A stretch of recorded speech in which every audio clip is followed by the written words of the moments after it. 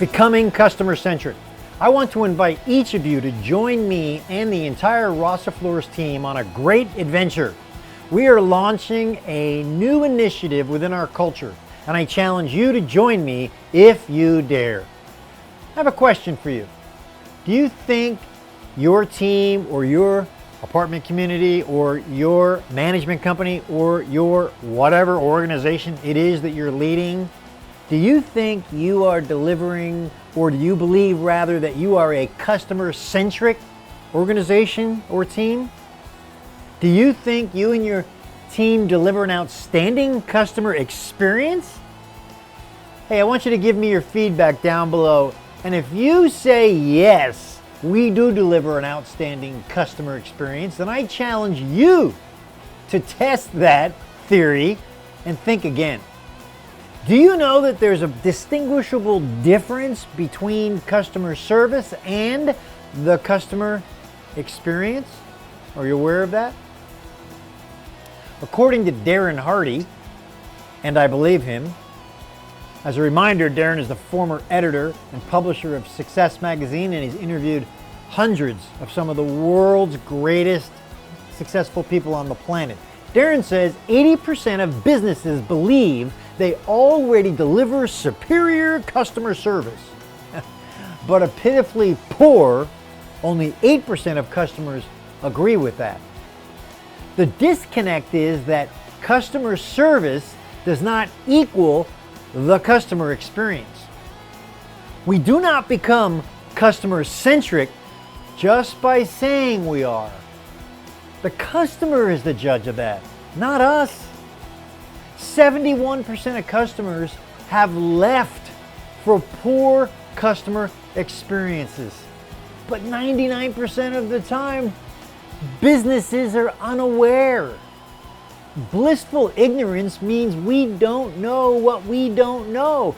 And this is indeed reflected in your poor customer retention ratios. 80% of customers are satisfied and rarely complain.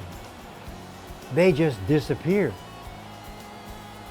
New customer acquisition is 5 to 8 times the cost of retaining an existing customer. Yes, 5 to 8 times the cost of retaining an existing client. And a mere 5% increase in customer retention will boost your profitability by 25 to 100%. Isn't that amazing? So here's my challenge to each and every one of you watching this right now.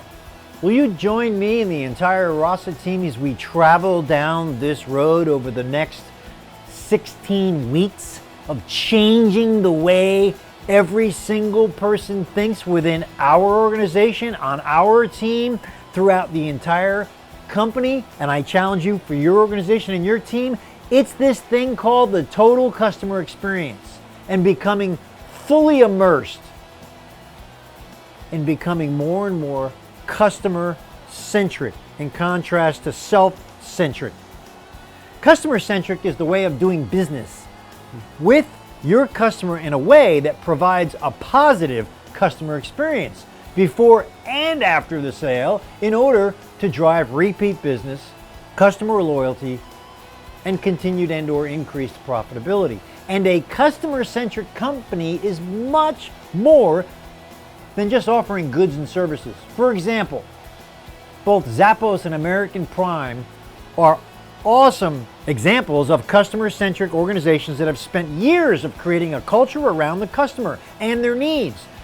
Their commitment in delivering customer value is genuine. In fact, Zappos, the online shoe company, is happy to fire any employee that doesn't fit in with their customer-centric culture, period.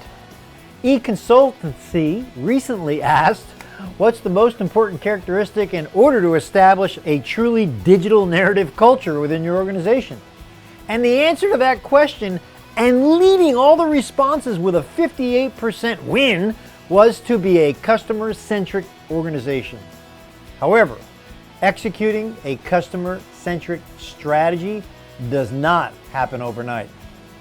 You have to start somewhere within your team, within your company, within your organization that you're leading, and I suggest that you start right where you are and get moving in this direction today and right now. So will you join me and the rest of the Rasa organization? If so, please give me some comments underneath.